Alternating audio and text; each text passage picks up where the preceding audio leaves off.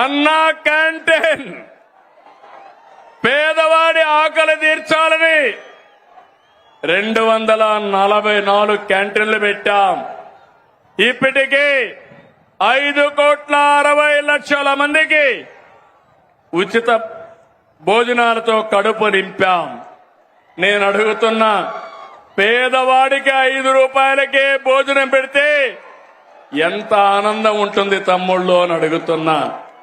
గడిచిన ప్రభుత్వంలో పేదవాళ్ళ పొట్టగొట్టి అన్నా క్యాంటీన్లు మూసేశారు, అవునా కాదా అని మిమ్మల్ని అడుగుతున్నా. ఇది అన్యాయం అవునా కాదా అని మిమ్మల్ని అడుగుతున్నా. తమ్ముళ్ళు, కూటమి ప్రభుత్వం అందరి ప్రభుత్వం, అన్ని వర్గాల ప్రభుత్వం. ఇప్పుడే నేను స్త్రీ శక్తి ఇచ్చాను. ఈరోజు మీ అందరికీ హామీ ఇస్తున్నా, దసరా రోజున ఆటో డ్రైవర్లందరికీ వాహన మిత్ర కింద 15,000 రూపాయలు ఆర్థిక సహాయం చేస్తామని అనౌన్స్ చేస్తున్నాను. హ్యాపీనా? సంతోషమా అని అడుగుతున్నా.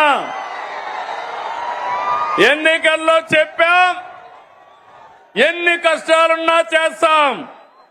వాహన మిత్ర కింద సంవత్సరానికి ఆటో డ్రైవర్లకి 15,000 ఇస్తామని మీ అందరికీ హామీ ఇస్తున్నా.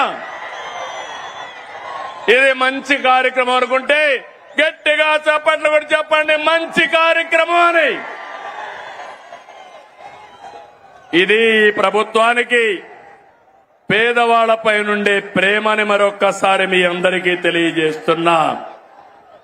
మీరందరూ ఒకసారి చూస్తే అటు కేంద్ర ప్రభుత్వం, నరేంద్ర మోడీ గారి నాయకత్వం దసరాకి మనందరికీ ఒక కానుక ఇస్తున్నారు. పన్నులన్నీ తగ్గిస్తున్నారు. తమ్ముళ్ళు, మీరు గుర్తుపెట్టుకోవాలి. అన్ని పన్నులు తగ్గి వస్తువులు మీ అందరికీ అందుబాటులోకి వస్తున్నాయి. అంటే ఈరోజు పేదవాడు, మధ్య తరగతి ఏం కావాలన్నా అందుబాటులోకి వస్తున్నాయి. దీనికి నేను ప్రధానమంత్రి నరేంద్ర మోడీ గారిని అభినందిస్తున్నా. మీరు తమ్ముళ్ళు ధరలు తగ్గించినప్పుడు కృతజ్ఞత చెప్పాలనా లేదా? మీరు ఏదైతే పన్నుల తగ్గింపు నిర్ణయం మంచి నిర్ణయం అవునా కాదా అని మిమ్మల్ని అడుగుతున్నా. మంచి నిర్ణయం అంటే గట్టిగా చప్పట్లు కూడా చెప్పండి, మంచి నిర్ణయం అని. చేతుల పైకి చెప్పండి సంఘీభావాన్ని. ఇది ఈరోజు 2 ప్రభుత్వాలు తీసుకునే నిర్ణయాలు. పేదవాళ్ళని పైకి తీసుకురావాలని, మీ ఖర్చులు తగ్గించాలని, మీ ఆదాయాన్ని పెంచాలని అటు కేంద్రం ఇటు రాష్ట్రం 2 కూడా ముందుకొచ్చామని చెప్పి కూడా నేను మీకు తెలియజేస్తున్నా. ఇదే స్ఫూర్తితో మీ అందరికీ చిన్న పెద్ద వ్యత్యాసం లేకుండా అందరికి కూడా హెల్త్ ఇన్సూరెన్స్ తీసుకొస్తున్నాం. రేపు రాబోయే రోజుల తమ్ముళ్ళు 2,50,000 రూపాయలు అందరికీ హెల్త్ ఇన్సూరెన్స్ ఇచ్చిన ఏకైక ప్రభుత్వం భారతదేశంలో కూటమి ప్రభుత్వం అని మరొక్కసారి మీ అందరికీ విజ్ఞప్తి చేస్తున్నా. ఇంకో పక్కన మీరు గుర్తుపెట్టుకోవాలి, పేదవాళ్ళందరికీ 25 లక్షల వరకు ఆరోగ్యశ్రీ కింద ఆర్థిక సహాయం చేస్తాం. దీనివల్ల మీ వైద్య ఖర్చులు తగ్గుతాయి. ఇంకో పక్క మీరు చూస్తే కొత్తగా ఒక సంజీవని ప్రాజెక్టు తీసుకొస్తున్నాం.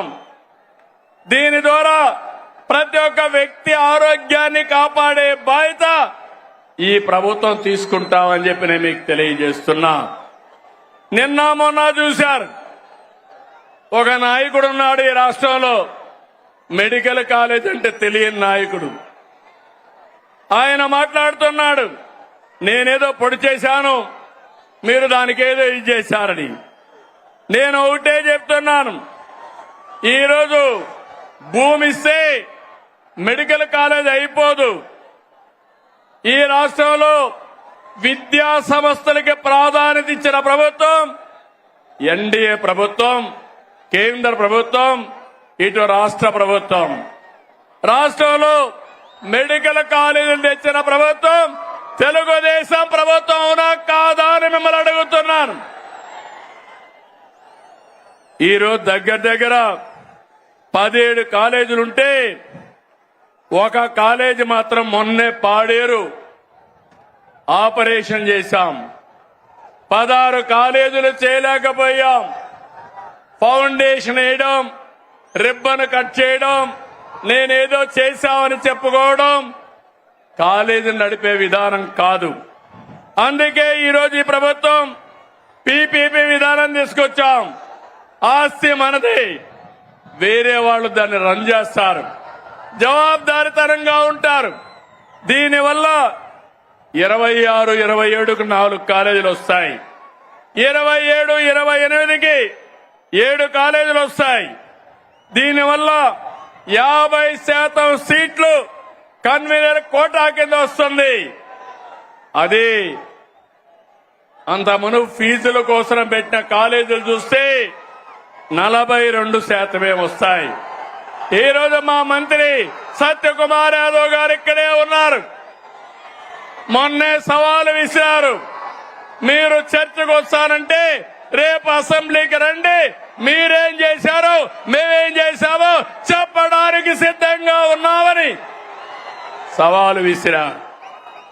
ధైర్యం ఉంటే అసెంబ్లీకి వస్తే మొత్తం తేలిపోతుందని చెప్పి కూడా నేను మీకు తెలియజేస్తున్నా. తమిళ బీసీ సోదరులు, అనంతపురం జిల్లా అంటే గుర్తొచ్చేది బీసీ సోదరులు. తెలుగుదేశం పార్టీకి వెన్నెముక బీసీ సోదరులు.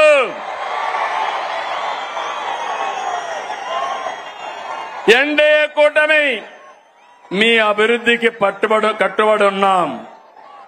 నేతన్నకు విద్యుత్ రాయితీలు, మత్స్యకారులకు ఆర్థిక సహాయం, గీత కార్మికులకు మద్యం షాపులో 10% కేటాయింపులు, నాయి బ్రాహ్మణులకి జీతాలు పెంపు, సెలూన్లకి ఉచిత విద్యుత్, పేదవాళ్ళందరికీ సోలార్ రూఫ్ టాప్ కింద 70,000, 98,000 రూపాయలు